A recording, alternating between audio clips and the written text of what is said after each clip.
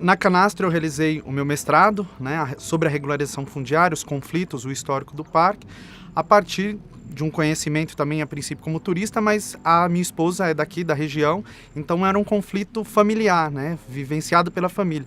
E isso me instigou e eu propus fazer essa pesquisa sobre o histórico dessa unidade de conservação, desse parque nacional, e desencadeou nessa pesquisa do mestrado defendido em 2013 na Universidade de São Paulo. A pesquisa iniciou em agosto de 2010, né? Então antes eu tinha uma vivência com esse olhar de geógrafo e de turista. Então a partir de agosto de 2010 iniciou o trabalho. Então eu fiz algumas disciplinas, né, sobre a questão agrária brasileira, sobre metodologia e basicamente a pesquisa ela lida com trabalhos de campo, né? A memória e história oral. Então foi feito esse resgate em consonância com as referências bibliográficas sobre a região. Então a legislação, outras teses, outras dissertações, uma série de documentos existentes sobre a área. Eu fui lendo e posteriormente nos trabalhos de campo utilizando essa metodologia da história oral, da história de vida, fazendo esse levantamento em campo, né, dos moradores. Inicialmente o recorte era para vivenciar mesmo a resistência camponesa no entorno do parque. Então como se deu a reprodução camponesa no parque, como as pessoas vivem nessa unidade de conservação no entorno, né, um foco no entorno.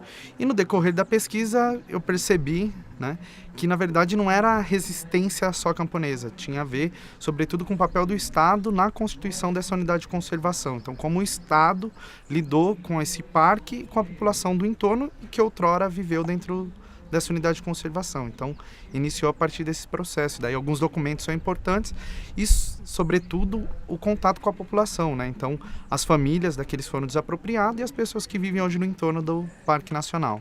Tem algumas etapas, né? Então, o trabalho é dividido em 4 capítulos, né? Então tem contando mesmo a história do parque, né? Da onde ele surgiu, que tem uma demanda social, de jornalistas também com uma demanda, questão do São Francisco, dos recursos hídricos, que está em voga hoje, mas outrora também já esteve. Então ela inicia pelo histórico do parque, né? Então a demanda dos meios de comunicação a respeito dos recursos hídricos, né? Então São Francisco, o Rio da Integração Nacional, dessa mobilização toda. Então eu faço conto esse histórico, né, e está ligado ao Ministério da Agricultura, não tinha, obviamente, órgãos ambientais como temos hoje. Então, a partir desse cenário do histórico da unidade de conservação, a questão dos recursos hídricos e da beleza, né, porque algumas unidades de conservação da natureza no Brasil são criadas a partir disso, né? Você tem uma beleza cênica, algumas são, por incrível que pareça, sobrevão a região, ali vai ser unidade, aqui vai ser unidade, então esse cenário contraditório.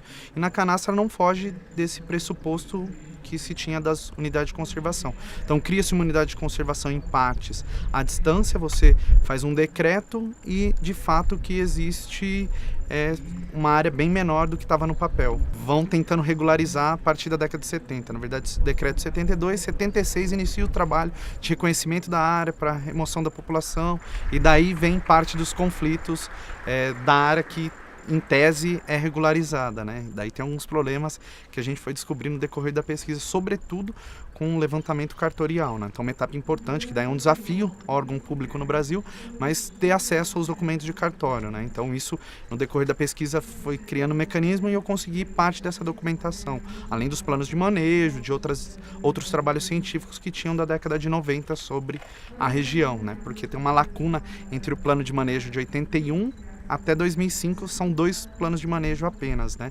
Que não dão conta, obviamente, da problemática toda vivenciada na região da Canastra.